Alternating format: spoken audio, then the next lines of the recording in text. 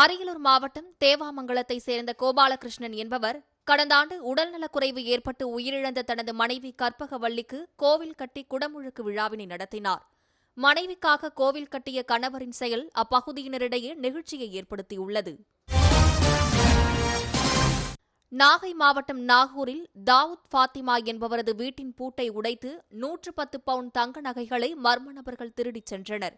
மேலும் திருடிய களைப்பில் வீட்டின் பின்புறம் துணிகளை விரித்து திருடர்கள் தூங்கி சென்றது தெரியவந்துள்ள நிலையில் கண்காணிப்பு கருவி காட்சிகளை ஆய்வு செய்து குற்றவாளிகளை காவல்துறையினர் தேடி வருகின்றனர். வீட்டு பூட்டியிருந்த வீட்டை திறந்து 100 பவுனுக்கு மேலே எடுத்திருக்கிறதாக வீட்டுக்காரங்க தகவல் சொல்றாங்க. இது காவல்துறை உரிய நடவடிக்கை எடுத்து அது சரியாக செஞ்சு கொடுக்கணும் நம்புறோம். நிச்சயமா அதுக்குள்ள வேலையை செஞ்சுட்டு இருக்காங்க. நிச்சயமா நடக்கும். இனிமேல் நடக்காத அளவுக்கு பாதுகாப்பு தருமாறு கேட்டுக்கிறோம். பெரம்பலூர் மாவட்டம் செஞ்சேரியில் உள்ள ஏரியில் பாரம்பரிய மீன்பிடி திருவிழா நடைபெற்றது. இதில் சுற்றுவட்டார பகுதிகளைச் சேர்ந்த நூற்றுக்கணக்கானோர் கலந்து கொண்டு கெண்டை, குருவை, விரால் உள்ளிட்ட பல வகையான மீன்களை அள்ளிச் சென்றனர். நெல்லையில் தையல் கூட்டுறவு சங்கத்தின் உறுப்பினராக இருக்கும் பெண்கள் ஆட்சியர் அலுவலகத்தை முற்றுகையிட்டு போராட்டத்தில் ஈடுபட்டனர்.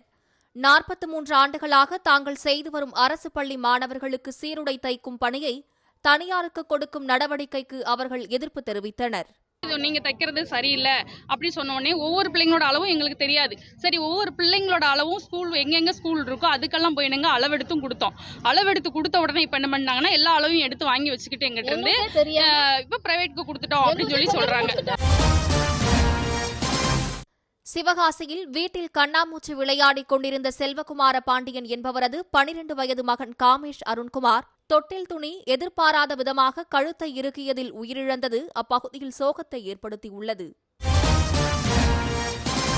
கூடலூரை அடுத்த முதுமலை புலிகள் காப்பக வனப்பகுதியில் நிலவும் வறட்சி காரணமாக உணவு தேடி யானைகள் சாலையில் சுற்றித் திரியும் நிகழ்வுகள் அதிகரித்து வருகின்றன. தொரப்பள்ளி பகுதியில் சாலையோர வணிகர்கள் மூட்டை கட்டி வைத்து சென்றவற்றில் ஏதேனும் உணவு கிடைக்கிறதா என யானை ஒன்று தேடி அலைந்ததால் ஊர்தி ஓட்டிகள் அச்சமடைந்தனர்.